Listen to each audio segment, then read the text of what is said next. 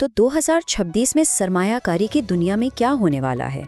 सोना, चांदी और तेल, ये तीन अहम कमोडिटीज ना बिल्कुल अलग अलग कहानियां सुना रहे हैं।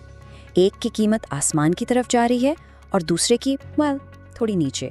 आइए देखते हैं कि आखिर ये हो क्या रहा है।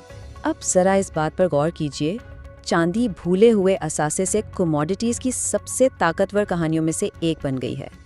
आसान लफ्जों में, जिस चीज को लोग नजरअंदाज कर रहे थे वही आज मार्केट का हॉट टॉपिक बन चुकी है। तो मार्केट में इस वक्त दो बिल्कुल अलग कहानियां चल रही हैं। एक तरफ हैं कीमती धातें जैसे सोना और चांदी, जिनकी डिमांड उन्हें रॉकेट की तरह ऊपर ले जा रही है, और दूसरी तरफ है ऑयल, जो ज़रूरत से ज़्यादा सप्लाई के बोझ तले डूबा जा रहा है। तो सबसे पहले बात करते हैं सोने की। जब भी मार्केट में गैर यकीनी सूरत हाल होती है, सोना हमेशा से एक सेफ बेट, एक महफूज पनागा समझा जाता है। लेकिन सवाल ये है कि सोना इतना खरीद कौन रहा है? और जवाब थोड़ा सरप्राइजिंग है। आम लोग तो खरीद ही रहे हैं, लेकिन असल बिग प्लेयर्स दुनिया भर के सेंट्रल बैंक्स हैं। चाइना, रशिया, इंडिया जैसे बड़े मुल्क जानबूझकर यूएस डॉलर से दूर जाकर सोने में इन्वेस्ट कर रहे हैं। ये कोई छोटी मोटी इन्वेस्टमेंट नहीं, ये एक स्ट्रेटेजिक मूव है, एक पूरी गेम बदलने वाली बात है। अब हर चीज के साथ एक रिस्क फैक्टर तो होता ही है।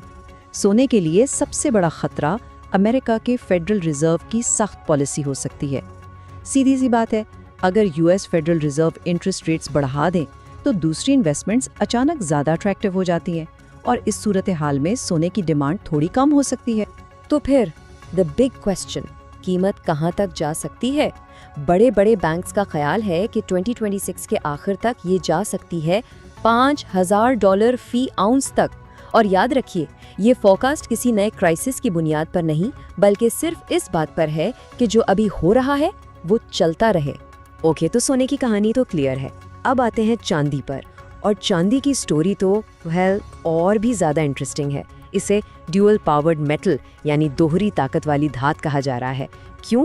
क्योंकि इसको दो ज़बरदस्त फोर्सेस एक साथ ऊपर खींच रही हैं। आप अंदाज़ा लगाएं, हमारा पूरा टेक रेवोल्यूशन एक्चुअली चांदी पर डिपेंड कर रहा है। सोलर पैनल्स हर साल 200 मिलियन आउंस चांदी इस्तेमाल कर रहे हैं। हर इलेक्ट्रिक गाड़ी में 50 ग्राम तक चांदी होती है। यहाँ तक कि एआई और डेटा सेंटर्स, ये सब चांदी के बगैर आगे नहीं बढ़ सकते। ये लिटरली मुस्तकबिल की धात है। तो एक तरफ तो डिमांड रॉकेट बन चुकी है, लेकिन दूसरी तरफ सप्लाई का क्या सीन है? ये चार्ट आपको सारी कहानी बता रहा है। डिमांड यहाँ है और सप्लाई यहाँ, और ये गैप बढ़ता ही जा रहा है। ये कोई एक साल की बात नहीं, 5 साल से यही हो रहा है। और मसला सिर्फ ये नहीं, बल्कि ये और बिगड़ता जा रहा है। जो फिजिकल चांदी मार्केट में अवेलेबल है वो 10 साल की सबसे कम सतह पर है। मतलब डिमांड ऊपर, सप्लाई नीचे, तेजी से। तो फिर चांदी का टारगेट क्या है? एनालिस्ट का मानना है कि ये $100 फी आउंस तक जा सकती है। 100! सोने के मुकाबले में इसे फास्ट मूविंग मेटल कहा जा रहा है। और अब आप समझ सकते हैं कि क्यों। चलिए अब इस पूरी पिक्चर का दूसरा रुख देखते हैं, ऑयल। और यहाँ कहानी बिल्कुल 180 डिग्री मुख्तलिफ है। यहाँ मसला कमी का नहीं, ज्यादती का है, बहुत ज्यादा सप्लाई का। ये एक लाइन ऑयल मार्केट का पूरा मसला बयान कर देती है। मतलब जितना तेल दुनिया को चाहिए, उससे 3 गुना ज्यादा नया तेल मार्केट में आ रहा है नॉन ओपेक कंट्रीज से। सीधी सी बात, मार्केट लिटरली तेल से भरी हुई है। तो फिर एनालिस्ट्स क्या कह रहे हैं? वॉल स्ट्रीट के नंबर्स क्या हैं? उनके मुताबिक ब्रेंट क्रूड $62 के आसपास और WTI $69।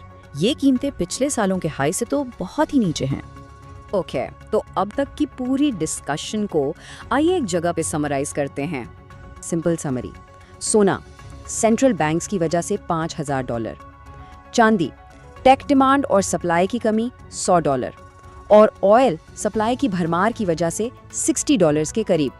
3 कमोडिटीज, 3 बिल्कुल अलग कहानियां।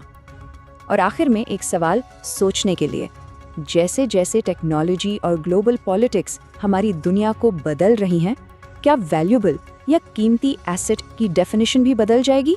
आज जो चीज़ सबसे कीमती है, क्या आने वाले कल में भी उसकी वही वैल्यू रहेगी?